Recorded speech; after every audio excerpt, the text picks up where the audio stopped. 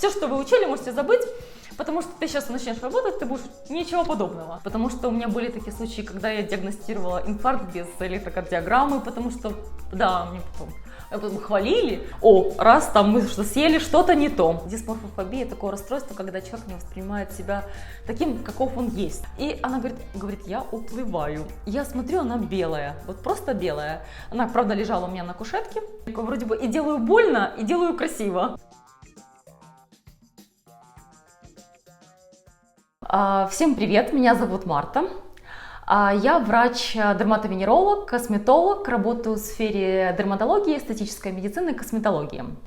Люблю комбинацию в своей профессии, комбинацию медицины и творчества. Я сама по себе человек творческий, всегда рисовала лица, фигуры. Вот. И также я люблю делать людей моложе, красивее, счастливее, здоровее. Изначально я закончила наш государственный еще медицинский университет, сейчас он национальный. В 2010 году я получила специальность внутренние болезни, внутренние хворобы. Это терапия.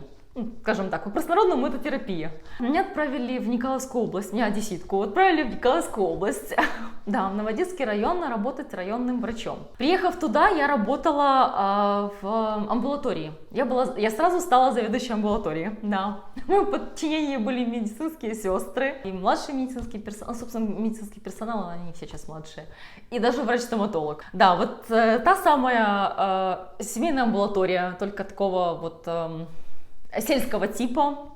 У меня было 3 села, которые я обслуживала. На самом деле, я даже тоже могу, как и Вересаев, так как и Булгаков, написать записки врача, юного врача, потому что там реально опыт. Не зря считается, что проработав в селе, у тебя такой опыт, как год за 2 или год за 3 даже, не знаю, как правильно, потому что там много чего видела.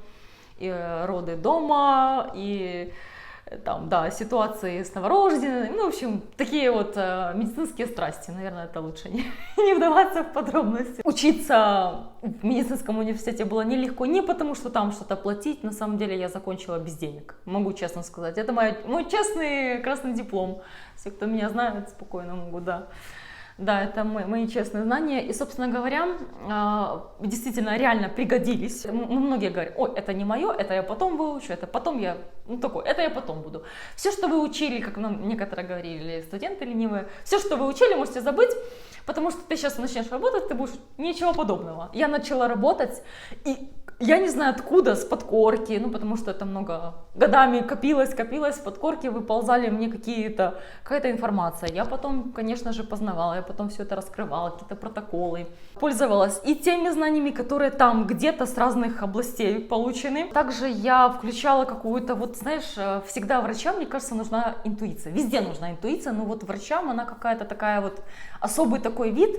И ты всегда чувствуешь, ага, где-то возможно так, а где-то возможно, что в диагностике, что в лечении. А когда у тебя ничего нет под рукой, по сути, или тебе надо долго до этого идти, или тебе надо бежать, или сразу направлять, а тебе надо вот здесь решить, тут здесь и сейчас решить, что делать. Потому что у меня были такие случаи, когда я диагностировала инфаркт без электрокардиограммы, потому что, да, мне потом хвалили. И хвалили за то, что диагностировал, и ругали, потому что у меня не было кардиографа. Но если мне бежать за кардиографом, меня, по-моему, потому что меня могли вызвать в субботу, в воскресенье, ночью.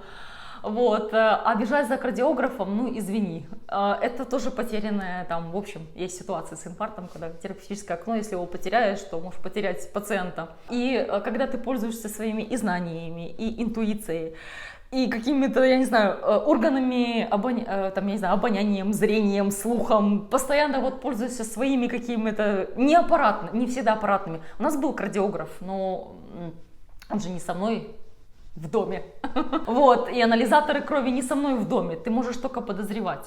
Мой общий врачебный стаж составляет более 10 лет. В прошлом году мы 10-летие отпраздновали, как мы уже закончили медицинский университет, да. А стаж косметологии более чем 4,5 года. Вот, так что вот так. Вот так жизнь сложилась. Самыми распространенными процедурами в моей специальности являются чистки с пилингами, также это массажи с уходами. Вот. Ну, конечно же, дальше это уже инъекции. В инъекционной косметологии это, конечно же, увеличение губ у девочек, это ботокс, ботулинотерапия. Вот, ну, собственно говоря, это такие как самые основополагающие, самые частые в инъекциях. Ну, дальше это уже в частности. На самом деле инъекционная косметология не ограничивается только лицом или только шеей, декольте. Это еще руки, это уход также за телом. Вот, за фигурой, это даже еще коррекция где-то и груди с ягодицами. В общем, если рассказывать, то можно очень-очень углубиться.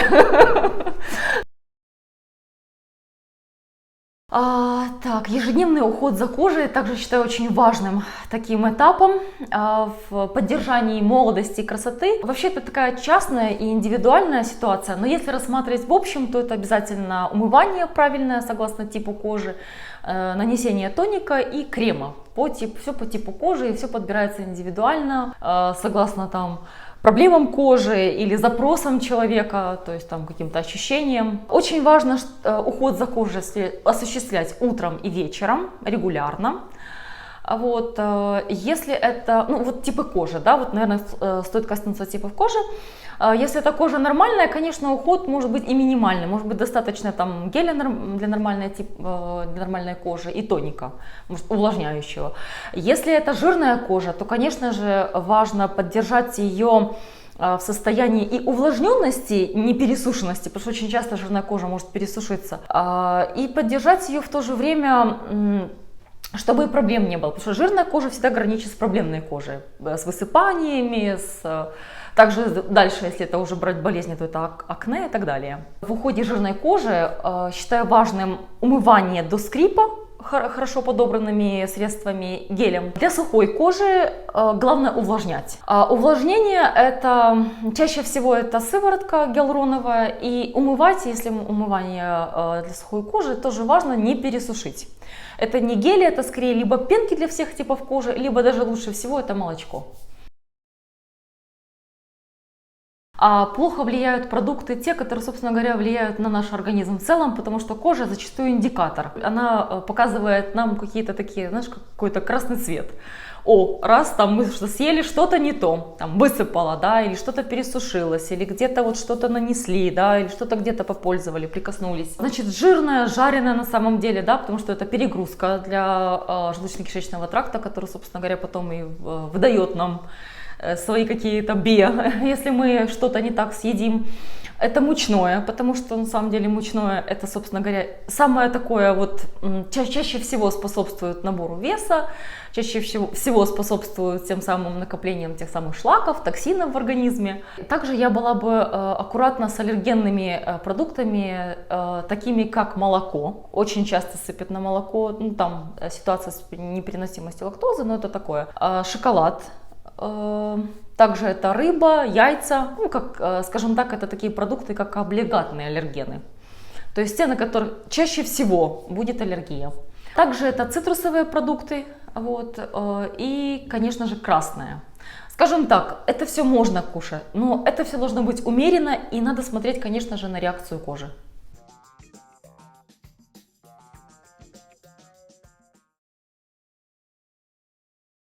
Я считаю, что мы живем в современном мире, мире красоты, и поэтому мужчина, как и женщина, тоже должен ухаживать, как начиная с самого юношеского возраста, и заканчивая более зрелым мужчиной, особенно если этот мужчина такой социально активный, бизнесмен, ну или же просто любит ухаживать за собой, да, там, все мужчины на самом деле любят рядом с собой видеть красивую женщину, ну, красивую, ухоженную женщину. А почему бы женщине красивой, ухоженной рядом с собой не видеть красивого, ухоженного мужчину? Поэтому, собственно говоря, я считаю, что это очень важно.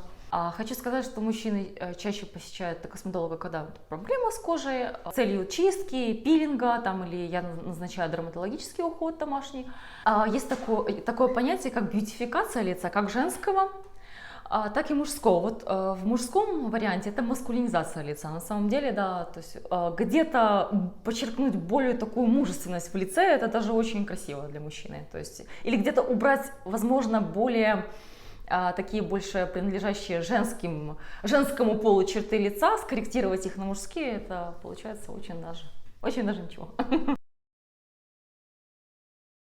А губки придают девочкам такую чувственность, сексуальность. Иногда это проблемы асимметрии природной, иногда это там приобретенная асимметрия, это проблема прикуса. И тогда изначально нужно решать проблему прикуса у ортодонта. Также это может быть увеличение объема. Скажем так, сейчас такие тенденции, что все-таки модно натуральный объем, без, скажем так, какого-то такого вычурного. А также это возможно иногда исправить форму губ, причем иногда бывают такие случаи, когда редкие случаи бывали, но бывали, когда девочки приходят с красивым бантиком, увеличить, да, объем и еще плюс убрать бантик. Вот это самые такие редкие, такие казусные на самом деле случаи, но у меня такие были. Несколько случаев, так 2-3 за практику было. Есть такая ситуация, когда девочка, вот она корректирует себя, улучшает или где-то приближает себя к инстаграмным образам или образом Фейсбука или ТикТока, ну, чаще это инстаграмный образ. И не может просто остановиться, его реально закачивают, ну, слишком объемные губы. В косметологии мы эту ситуацию называем дисморфофобией, такое расстройство, когда человек не воспринимает себя таким, каков он есть. На самом деле, если вот в обычной ситуации девочка просто хочет слегка что-то откорректировать, слегка придать себе, ну, большую яркость, большую красоту, омолодиться, то тут уже, конечно, немножечко другая ситуация, другие формы расстройства. А с моей точки зрения, доход косметолога всегда прямо пропорционально зависит от уровня грамотности, умения. Всегда это вопрос профессионализма, как в общем-то и везде. Конечно же, опыт тоже влияет, потому что когда это молодой специалист. И тут еще тоже такой нюанс, либо это только инъекционная косметология, либо это только терапевтическая, скажем так, косметология без инъекций. Я думаю так, если начинающий косметолог, не делающий инъекции, то, собственно говоря, думаю, 5-6 тысяч это вполне реально в месяц, скажем так, как для начинающего. Хочу сказать, что никогда не нужно бояться вкладывать в себя. Да, это вложение, всегда финансовое, это вложение нашего интеллекта, наших знаний и умений, но всегда это потом, скажем так, это потом будет рентабельно. И это потом принесет нам обратный положительный ответ. Всегда важно помнить, что инъекционная косметология, да, она более прибыльная косметология, но это всегда и рискованность. Всегда это риск, потому что мы никогда не знаем, как отреагирует человек. Вот. Да, этому не нужно прям очень сильно бояться, но всегда нужно об этом помнить, что инъекционная косметология это всегда риск. Могут быть такие реакции, вот у меня такое из практики было, что вот да, утром рано девочка, не поев, пришла ко мне, мы сделали липолитики, это для уменьшения жировых отложений. И она говорит, я уплываю. Я смотрю, она белая, вот просто белая. Она, правда, лежала у меня на кушетке. Я ее поругала, конечно. Я ей, конечно же, оказала помощь. Это на самом деле очень просто поднять ноги вверх, придать, скажем так, восстановить кровоток головному мозгу. Сразу все было хорошо, но просто говорит, я уезжаю. Слава богу, говорю, спасибо, что ты сказала, что ты уезжаешь. Но она реально была белая. Это на самом деле такая больше была как такой нервно-вегетативный такой спазм. То есть не поела, плюс стресс, уколы, плюс она спешила на работу, все вместе. То есть это не реакция была на препарат, просто вот такая вот, ну еще и девочка эмоциональная. Я всегда говорю, что косметолог должен быть с медицинским образованием. Если это просто вот косметик, да, вот есть такой термин косметик, косметолог, мы говорим, да, или только вот там терапевтическая косметология, эстетическая косметология, без инъекций, то я считаю, что этому человеку всегда нужно иметь среднее медицинское образование. Потому что, опять-таки, да, там те же самые аллергические реакции, подсказать где-то скорректировать, это даже не только будет готовность там получить какие-то реакции, это еще и возможность подсказать и понять ситуацию, потому что ситуации, как и везде, бывают разные. Если это инъекционная косметология, то я считаю, что это должен делать человек с высшим медицинским образованием, желательно врач. Даже не желательно, а это должен быть врач. Должен быть врач, дерматовенеролог, потому что все-таки это кожа. Это кожа, все-таки никто, кроме дерматовенеролога, не знает все подробности, тонкости.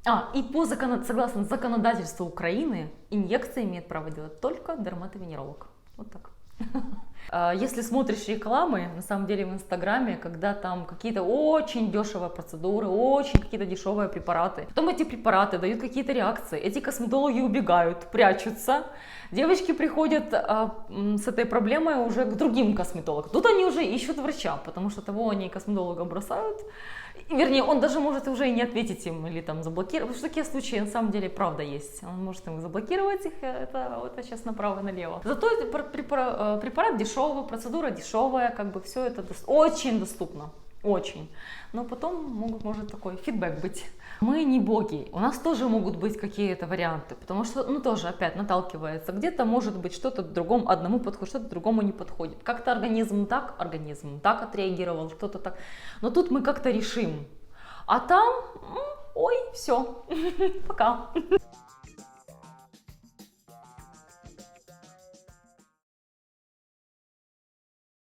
Мне не нравится делать, например, людям больно.